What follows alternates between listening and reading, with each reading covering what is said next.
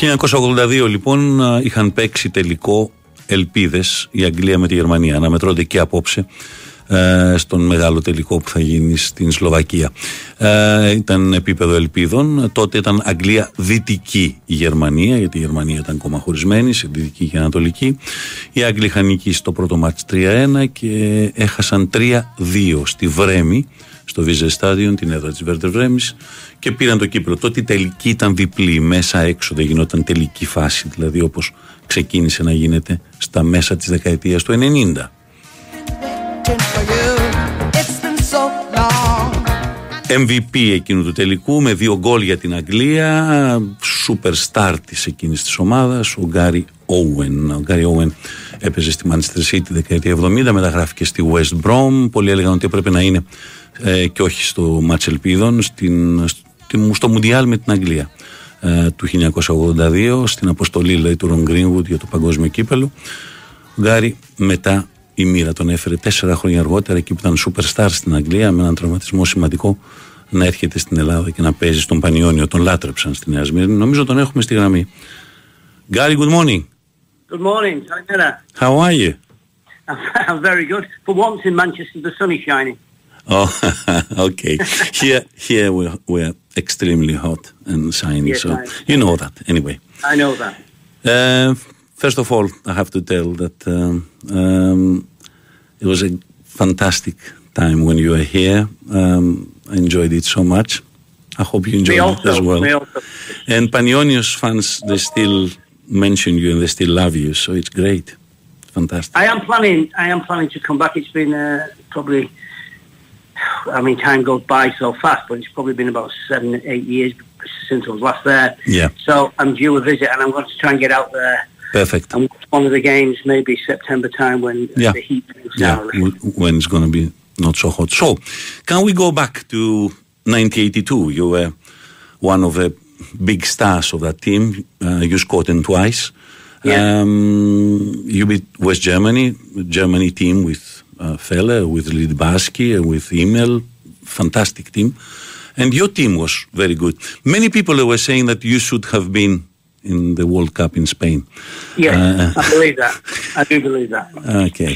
But it didn't happen. It was not meant to be. So, what do you remember of those 2 games against the Germans for the England? You won back-to-back then, the under-21s, and now it's going to happen the same if England beats Germany tonight. Yeah, hopefully that will happen. Well, my memories, we were in Group 4 of when there was, I think, 28 teams in the competition.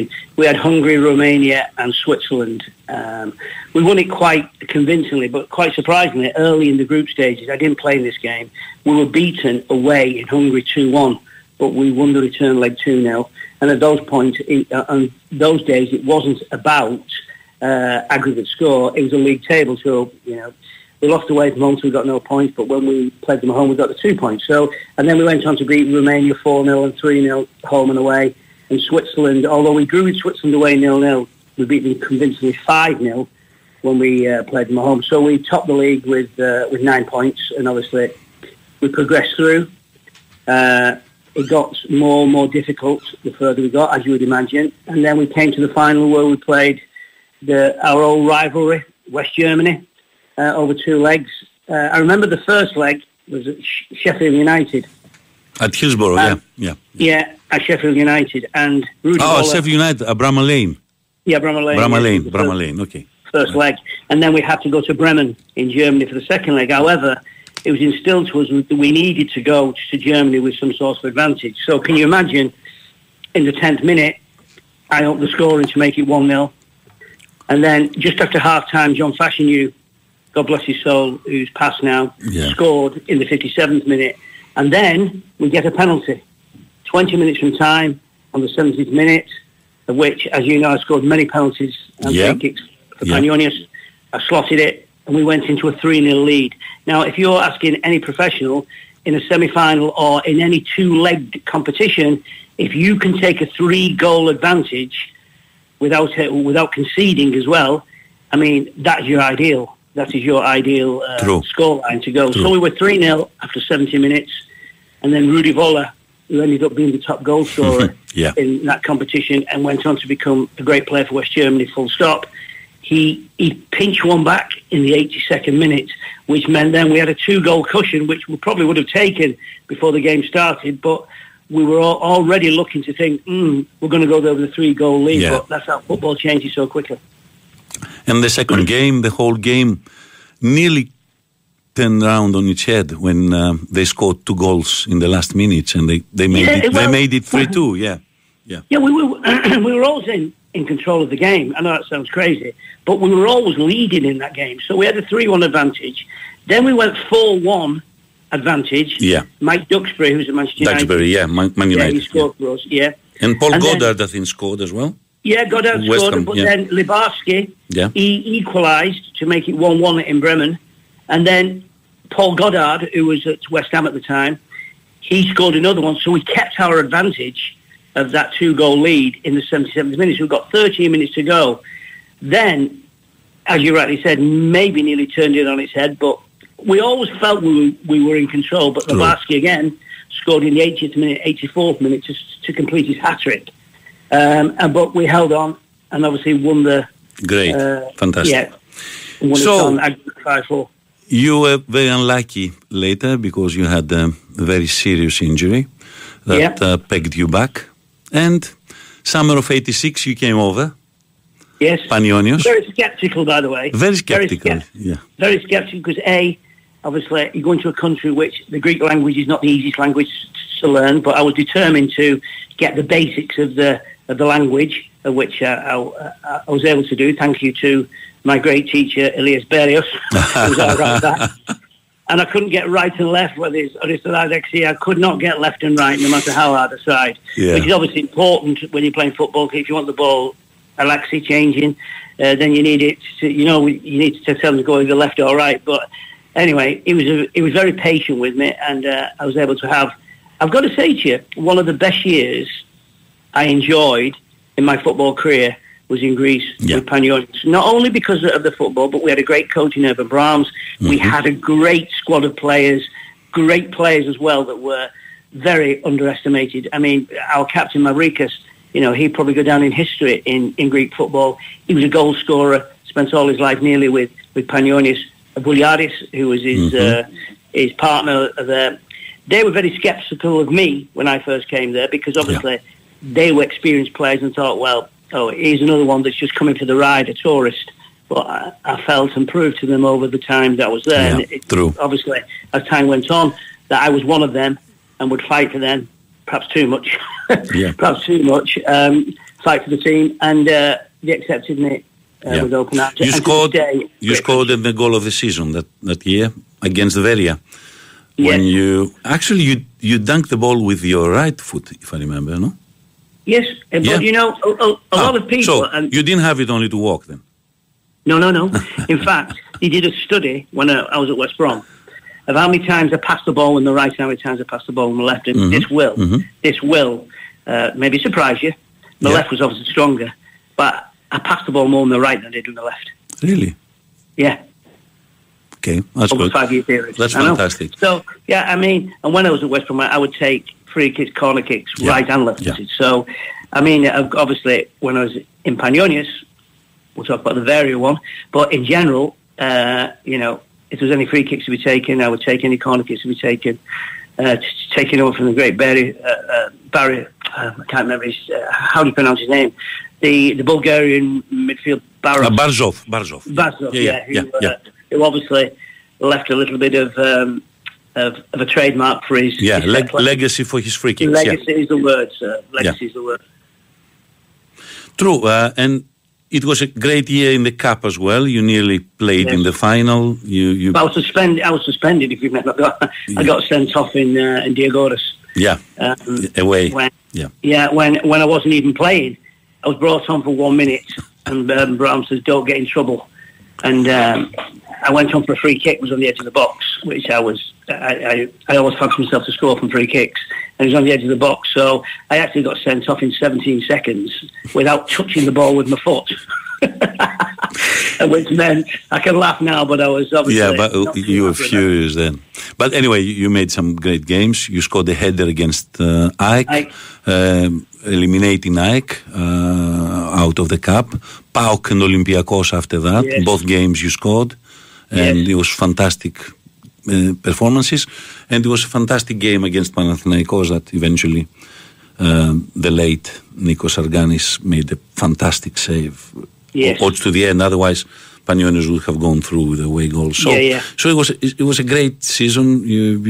You enjoyed it here. People, they love you, still love you. They still talk about you, and that's fantastic. 3.5 decades after, Yeah, I had a great short time, and if it had not been for family reasons, my wife probably you would have stayed. Is now my ex-wife, so you can see. So she's now my ex-wife.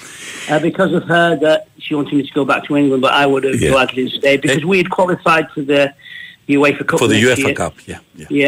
And then Howard Wilkinson came and stole me to go back to there, which was Howard Wilkinson brought you back to the first division, today's Premier League, with Sheffield Wednesday.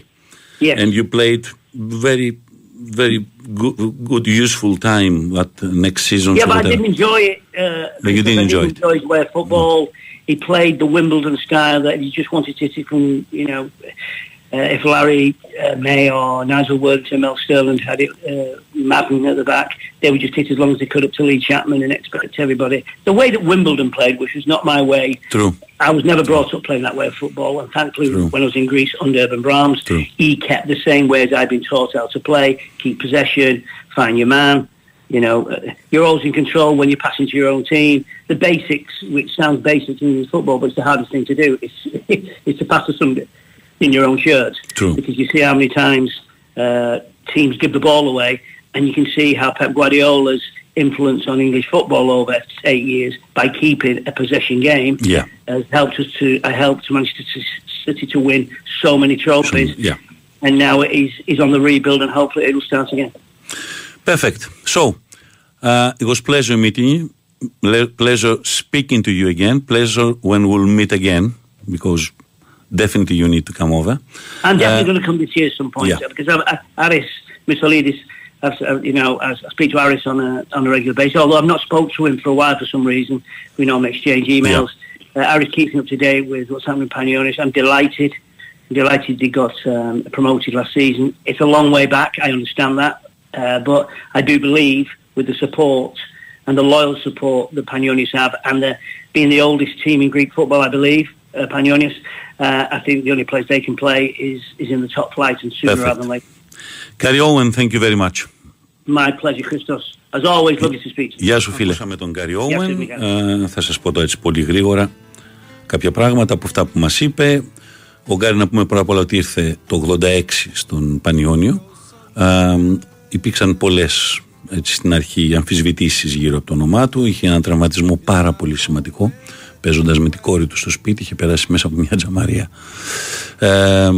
γιατί πήγαινε να χτυπήσει το παιδί και πήγε να το προλάβει και να το πιάσει, και πέρασε ο ίδιος μέσα από το τζάμι. Αυτή η εγχείρηση του είχε δημιουργήσει ένα μεγάλο πρόβλημα στο πόδι, εκεί που ήταν λοιπόν superstar στη Manchester City, μεταγραφή πανάκριβη στη West Brom.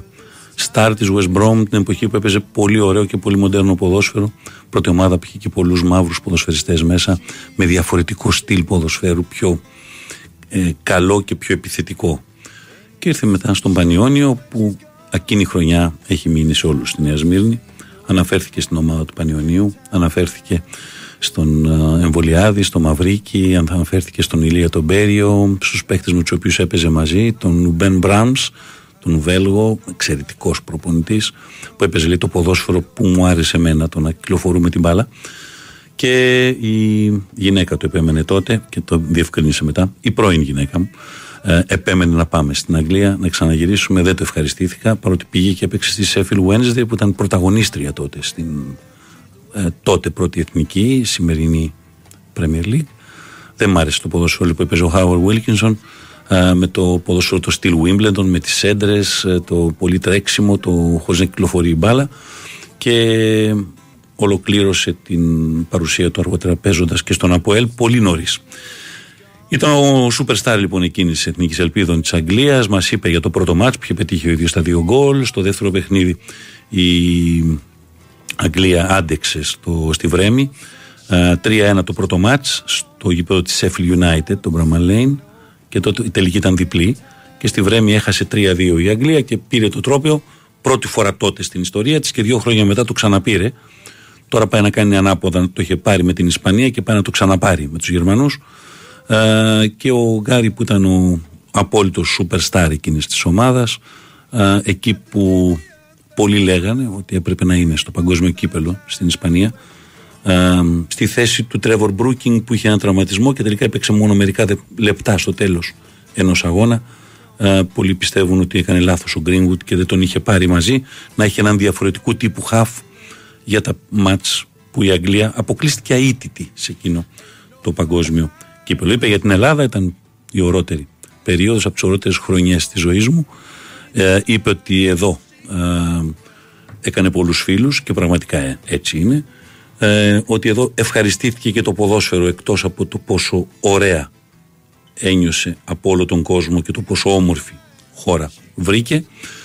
Και συμπληρωματικά μας είπε για το τέλος, για τη Manchester City, την οποία πάντα την έχει στην καρδιά του και είναι ένας από τους ανθρώπους που τον φωνάζουν πάντα στη Manchester City, στις τηλεοράσεις, να πει το σχόλιο του. Είπε για τον Γκουαρντιόλα, το ποδόσφαιρο του Γκουαρντιόλα είναι αυτό που άλλαξε και όλο το σκεπτικό του πώς παίζουν οι αγγλικές ομάδες, και τώρα ξαναφτιάχνει μια ομάδα που θα μπορέσει να πρωταγωνιστήσει και πάλι. Αυτά από τον Γκάρι Όουεν.